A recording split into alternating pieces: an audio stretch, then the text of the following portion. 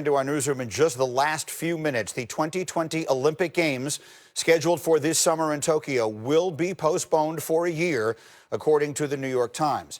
The Prime Minister of Japan, Shinzo Abe, asked the International Olympic Committee to delay the Games, and the IOC, quote, 100% agreed.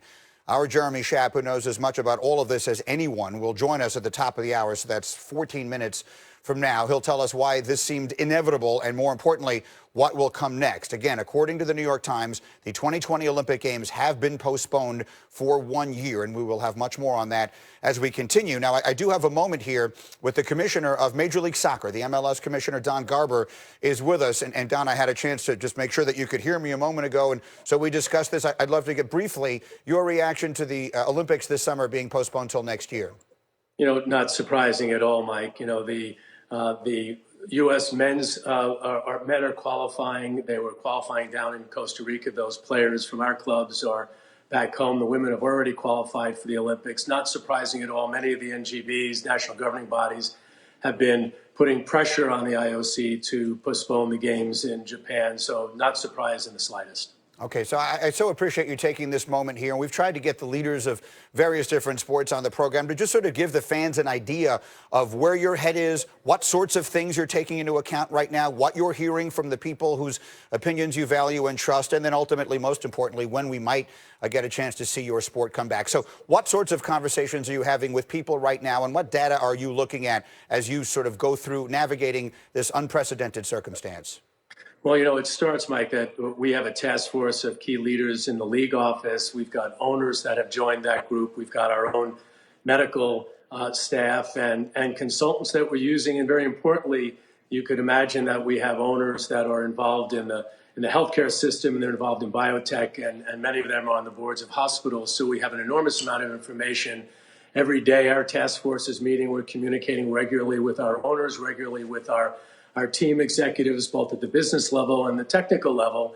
And ultimately, what this means for all of us is really the important statement that there are two very important things at play here. One is, you know, there is a real sense of loss of many of sports fans overall, and clearly in the soccer world. You know, our fans are so deeply connected with their clubs. There's a community and a passionate army of people that love their teams and love their players, and there's a real sense of loss when they don't have the opportunity to go to games. But it also is an important statement of the power of sport, and whether that's soccer or any other sport, all coming together to have a very, very strong and powerful voice to ensure that people are staying home, that they're staying safe, that they're staying clean, and that they're prioritizing the things that really matter.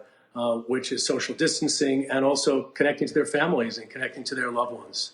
And then as you sort of look forward to whenever it is we begin to come out on the other side of this, and none of us pretends that we know at this time, what sorts of things will you need to hear and see in order to make a decision that it is safe and reasonable to come back and start playing again?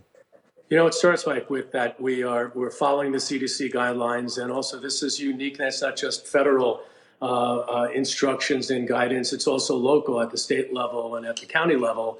And when the CDC had restrictions of crowds over 50 by May 9th, we suspended or postponed our season till May 10th. And remember, we've only gone through 2 weeks of our season. So our plan is to play as many games as we possibly can. We have a 34-week season. We've only played 2, and we're in consultation with our teams and with all others to try to figure out what do we need to do to get back as quickly as we can, ensuring that we're prioritizing the safety of our fans and our staffs and obviously our players. Looking at, can we play behind closed doors? Are there unique and creative concepts that we could have? Could we have regional play? Could we play something that might be fun and exciting during this off season, during this postponement period, that might be very, very different? And whether it's unique and fun ideas or they're more competitive concepts, we're working hard to put those ideas in place. Once we are comfortable that we can get our players with 3 to 4 weeks of training and that we have the guidance that we can get crowds back into our stadiums, then we will begin the relaunch of our season. Again, our intent is to play as many games as we possibly can. That means moving our regular season later into November. It means moving the MLS Cup back to mid-December, and we've had that for many, many years. We're very confident that we can go back to that format. Our plan is to still have single elimination format that did so well on ESPN last season, and to have the MLS Cup hosted in the team market that earns it. Don Garber, the commissioner of the MLS, we thank you very much for the time here. Stay safe, and we will check in again as we sort of work through this thing. Thank you, Don.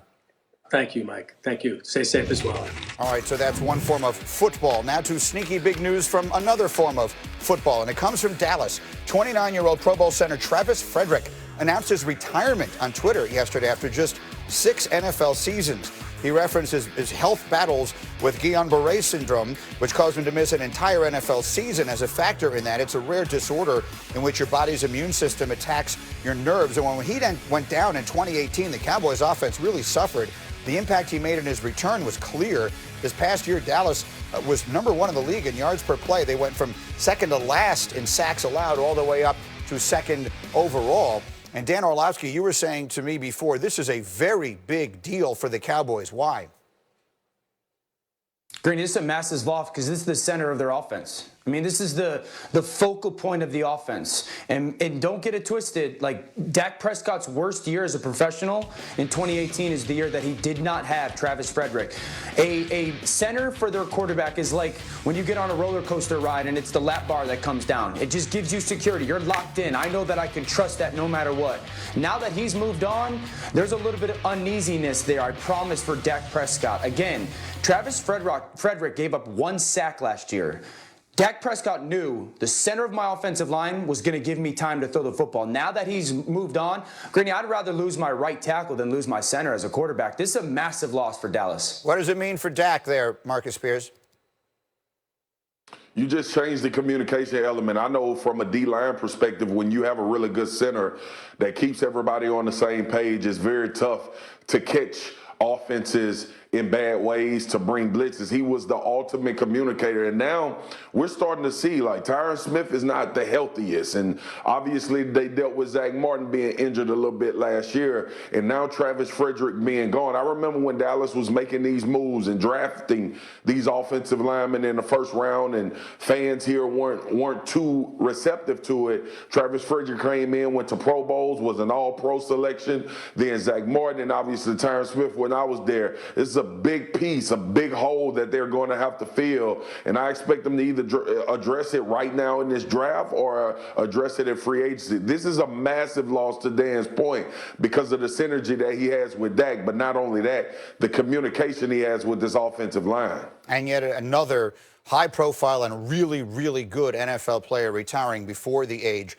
of 30. We will take a short break. We have much more to do as we get up with you this morning. Again, big news out of the Olympics, and then there was video of Tua working out yesterday. He looked awfully good. Was it good enough to move all the way to #1? We'll answer that question and more as we continue. Get up on ESPN.